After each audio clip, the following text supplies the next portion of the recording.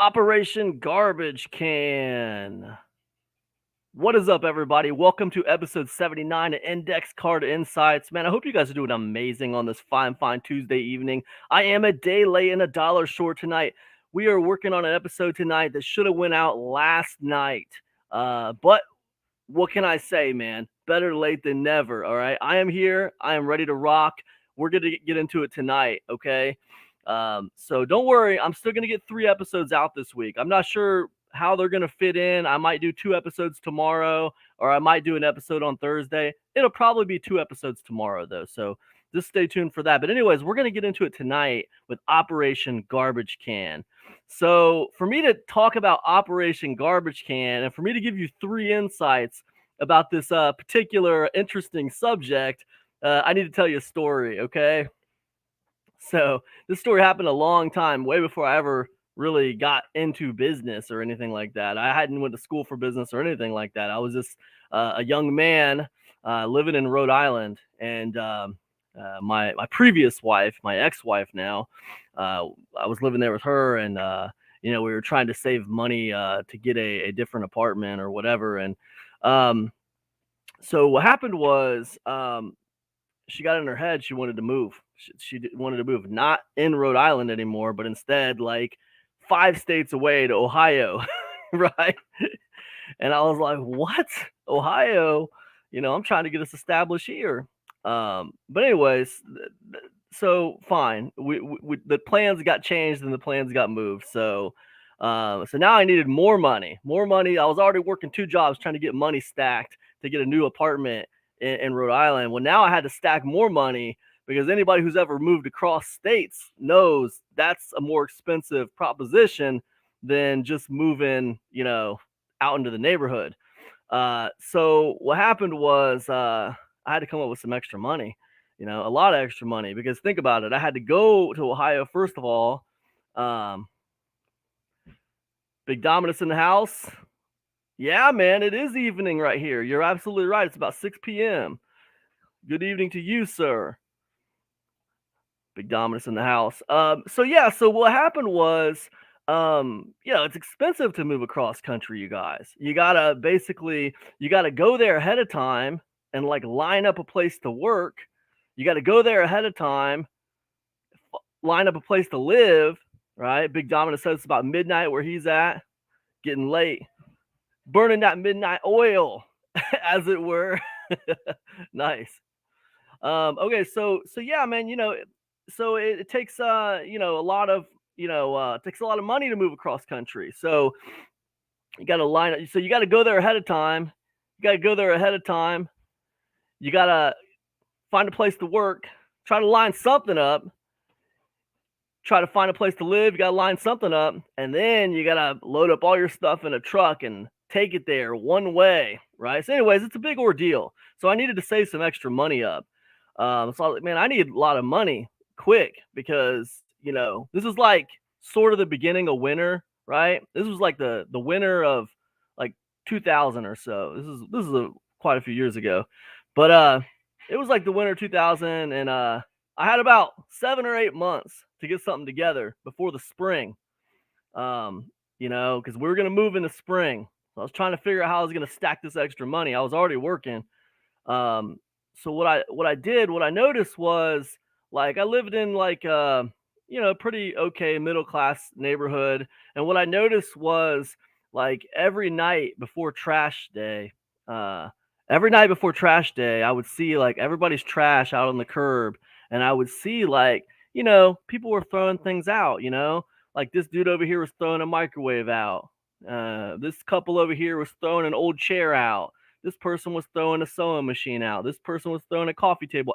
Like, just things. People were throwing practical things away that could be used by somebody else, right? Just practical stuff. They just didn't need it anymore, right? How many times have we all done that? We threw something out with the trash. There's not really anything wrong with it, but maybe we got a new one. Maybe we got a new TV, so we didn't need the old TV, so we put it out. Maybe we got a new coffee table, so we didn't need the old coffee table, so we put it out on the curb for somebody else, right? That happens. We've all done that before. So anyways, I got it in my mind that I was going to start gathering up all my neighbors' trash. Like whenever they threw something that seemed practical out, like a microwave or a television or a sewing machine or whatever, like they threw something out that I thought somebody else might be able to use, I gathered it up, right? And I took it back to our place, and we had a spare room, right? And I piled it all up in the spare room, and I did this for months, every week. You know, my ex-wife at the time, she was my wife, and she said, "What are you doing with all this stuff?" Like that, you know? And I was like, "Don't you worry about it. I got it all worked out." You know, in the springtime, here's what I'm gonna do. In the springtime, I'm gonna take all this stuff from our neighbors, and I'm gonna have a garage sale, and I'm gonna sell it all back to them.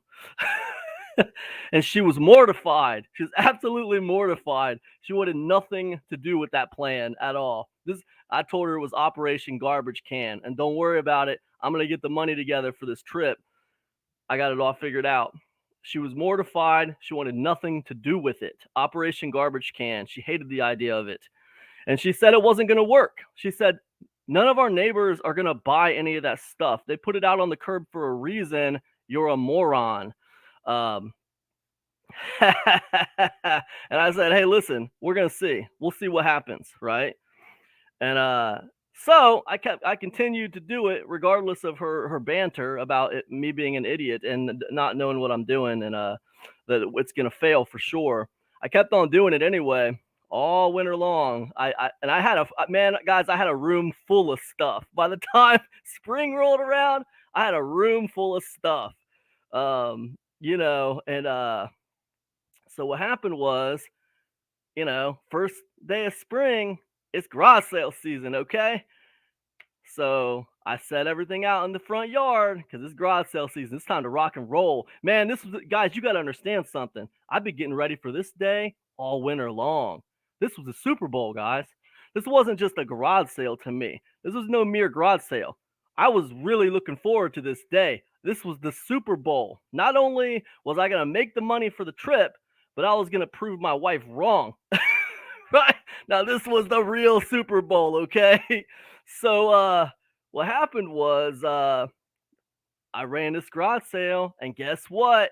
It's working splendidly. People are coming to my garage sale. They're buying their neighbor's garbage. It's amazing, right? I got like $10 on a microwave. This guy asked me if I'll take 5 for it. I say, no problem. It's yours, buddy. You know, you know, and let me tell you something. Not one person said, hey, wait a second, what is this? I just threw this out 6 months ago. Nobody said that. Man, guys, listen, I sold all that stuff back to all the neighbors, right? And what happened was I must have made almost $1,000. The money we needed to add to the money we had to make the trip all the way to Ohio. So I can tell you right now, I'm in Ohio now, and I got a new wife, and I got 2 amazing kids, and none of that would have happened without Operation Garbage Can. None of that would have happened without Operation Garbage Can. Now, boom, that's my story. Let me give you 3 insights that you can use with your online business when it comes to Operation Garbage Can, okay? First of all, insight number 1. Now, all these insights are important, and you can take something away from every single one of them, okay? Look, number 1, prepare and execute, all right? Prepare and execute. I had a plan. I devised a crazy plan in my mind, right? And I just went for it, right? Because a shooter's got to shoot, okay? You got to take your shots. A shooter's got to shoot. All right. You take a little bit of time and you prepare, knowing that the idea might not work, knowing that it might not be perfect, but you got to take your shot anyway. You can't just endlessly prepare. All right. You want to prepare a little bit. You can't just prepare half-ass, right? You can't just like halfway it. You want to prepare as good as you can, but you give yourself a limited amount of time to prepare, and then you execute, right? And you go for it, man. You go for it. Money loves speed, right? And I think that the universe loves a go-getter. That's what I think. I think the universe loves a go-getter. You know, that might sound hokey to you. That might sound crazy, whatever. Doesn't matter. I believe it. The universe loves a go-getter. So listen, my first insight to you is prepare and execute. Every time I've tried a crazy idea, I've never regretted it. I've never regretted trying a crazy idea. They haven't all worked, but I got a lot more success stories than ones that didn't work. And I chalk it all up to just going for it.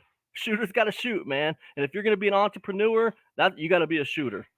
So anyways, that's my first insight. Second insight for you. All right, check this out. Number 2, faith in vision.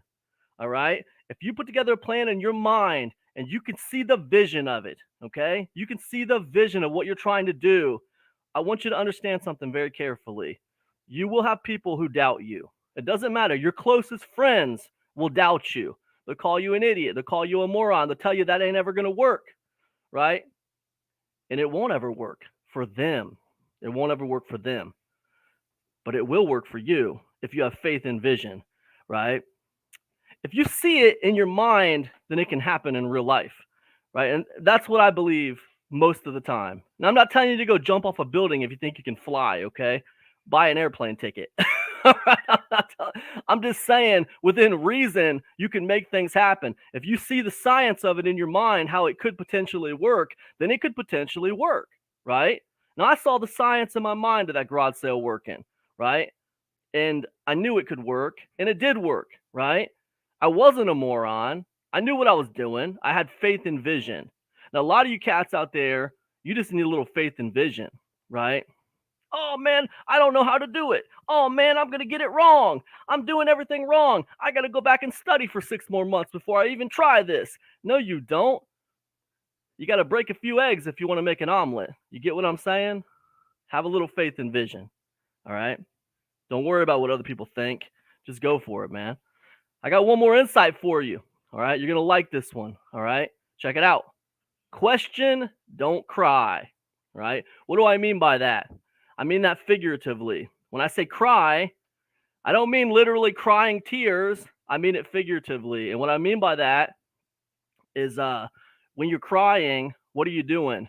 You're crying over something that's already happened, right?